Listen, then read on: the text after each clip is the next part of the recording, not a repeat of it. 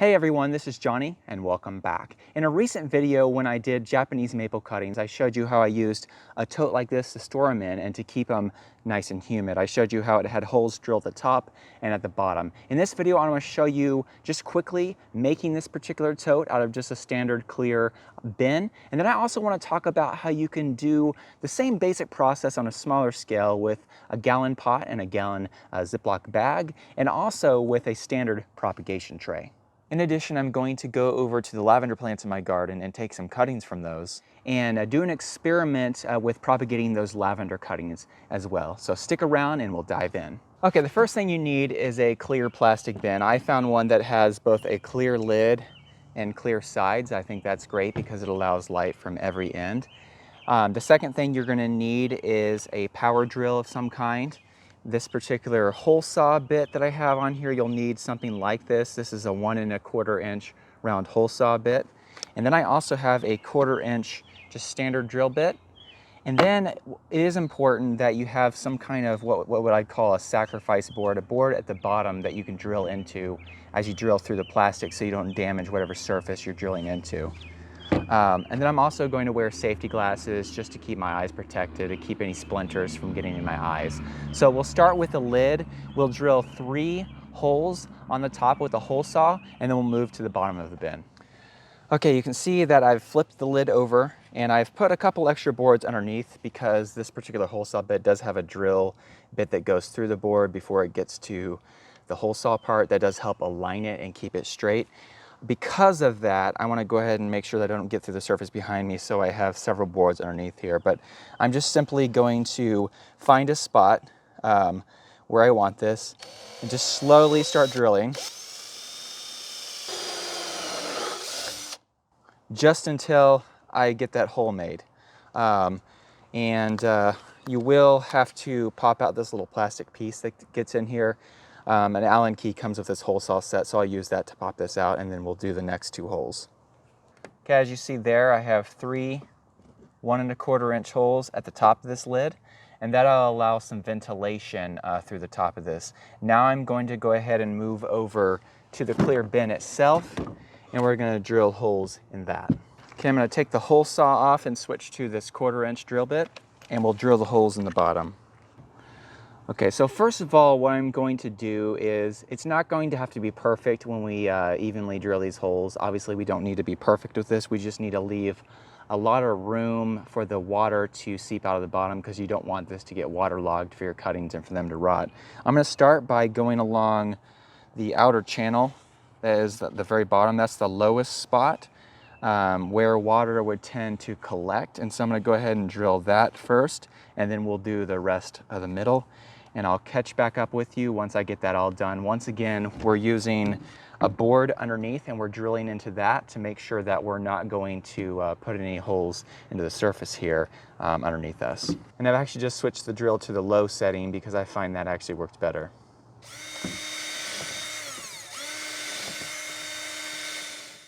Okay, as you can see here, I've drilled holes all around this little channel, around the edge. Now I'm going to go ahead and drill holes here at the bottom of the box, once again using that same drill bit with the board underneath it, and then I'll check back in with you.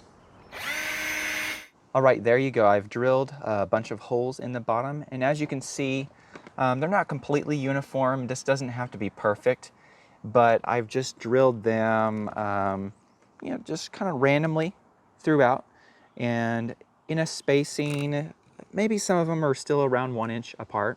And that just allows the water to drain through the bottom so your cuttings can be in a well-drained medium, and that allows it to root before it rots, hopefully. So that's kind of the point of this. And then, of course, the lid will snap on this, and that'll keep in some humidity. Now, before we talk about the other 2 ways to keep your cuttings humid in a humid environment, and we'll actually put these in the second method, I want to talk about propagating lavender with cuttings as well. So I have several lavenders planted here against the fence, and what you want to do is you want to take some good sharp shears, these exact same ones we used for the maple cuttings, and I'm going to go ahead and once again sanitize those with just an alcohol pad, and we'll go ahead and wipe the blade and make sure that that's nice and sanitize. It's not going to be perfect, and it's not going to be a sterile environment necessarily, but it's going to just maybe do a little bit to avoid cross-contamination of any kind of bacteria, virus, fungi, anything like that, any pathogens that might spread from plant to plant. So that's always a good idea. And then when it comes to what you're looking for, you want to go and dive in. You don't want woody parts, but you actually want to try to propagate some of the newer growth. And so ideally, you can come in and you can come in maybe the center of your plant so you don't damage it. This one is starting to make flowers, so we're getting there, but I'm just gonna go ahead and clip a number of cuttings like this. Actually, it looks like we have spit bugs on this one. When it comes to taking cuttings, here's an example of what I'm really ideally looking for. You'll notice here on this particular one, there are a lot of different leaf nodes here at the bottom.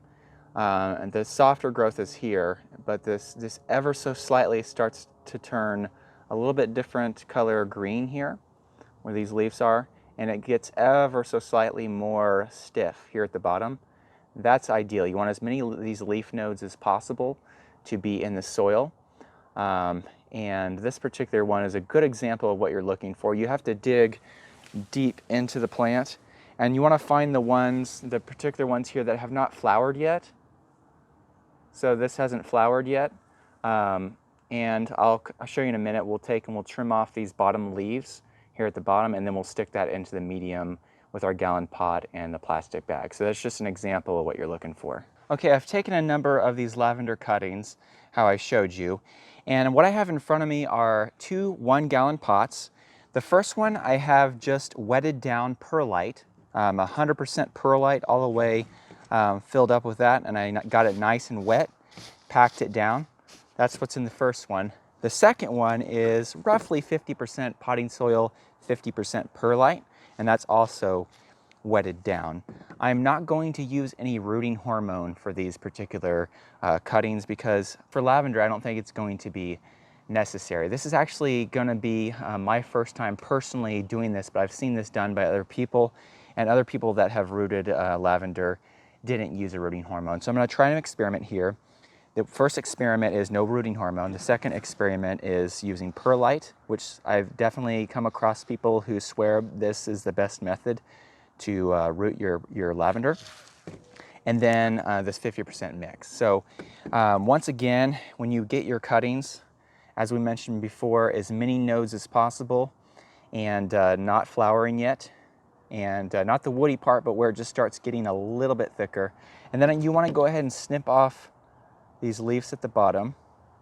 Some people tear these off, but we have a local lavender farm, and the advice from them several years ago was to cut off these leaf nodes and not rip them so you don't damage the plant. Once again, we want as many of those nodes as possible under the soil, and I'm just going to cut off that one as well. And then we'll just need to make a hole in the particular medium, which I'm going to grab something to make a hole in, and then we'll just stick these in. They can be like an inch apart, because once they start rooting in a little bit over maybe 1.5 to 2 months or so, we'll check on these, and we'll go ahead and pull these out and pot them individually. So for now, they can be very, very closely potted together. All right, so you can see there, I just put a hole, and then I very nicely pack that around that. I'm going to go ahead and do that same thing around this process and around this, and then I'll check back in with you. All right, as I mentioned earlier, this is actually my first time doing this, and so I'm by no means a complete expert, but I will update you on these particular cuttings to see which one does better. So I've put 8 in each of these pots. I believe it's 8, I counted through here. As closely matched as possible, somewhat similar. They're obviously not identical. Every cutting is slightly different. But once you get them in your gallon pots like this, which I think, very easily, readily available, I go ahead and mist these down. And I would actually probably go ahead and water these in one more time, which I'll do in a minute, but mist them down, which is something I'm going to do a couple times a day anyway. And then you'll want to take a gallon bag, a gallon Ziploc bag. What I've done here is I've literally just cut the edges off of each thing because I don't want this to be too humid, but I want to keep some humidity in here to keep these plants alive and allow them to go ahead and root. But you take, once again, a gallon Ziploc bag, you trim those edges there, and then I just go ahead and slide this and create like a tent effect here.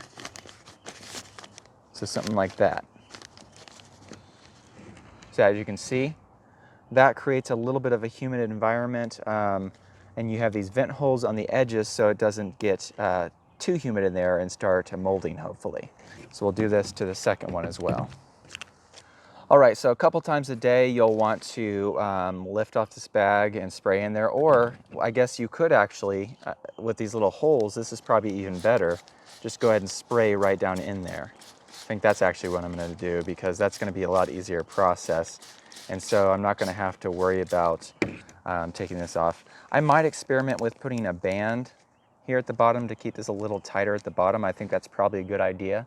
Keep a little more moisture in. So yeah, I believe I'm going to go ahead and put a rubber band there at the bottom and be able to mist this just by spraying here into this hole. And if I need to add a little bit more water to the medium, I can do that through this hole as well. And then I'm going to store this under the Japanese maple bench where I have the other cuttings. And you don't want it to be in direct sunlight. You don't want it to be getting too hot, but you do need it to be warm to be able to root. So that's the second method, the way you can do this.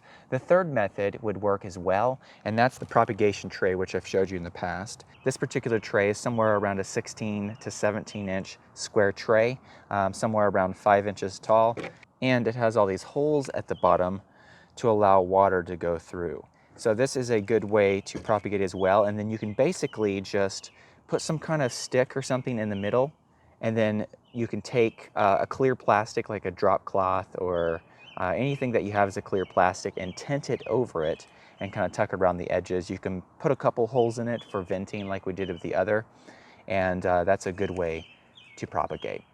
Once again, when it comes to propagation in plants, it's good to experiment. So these bins aren't very expensive. This is definitely a method I believe a lot of people can try. But if you don't have power tools and the ability to drill the holes and you just want to do a few cuttings, you might consider the gallon bag and the gallon pot. I think that's definitely a good option.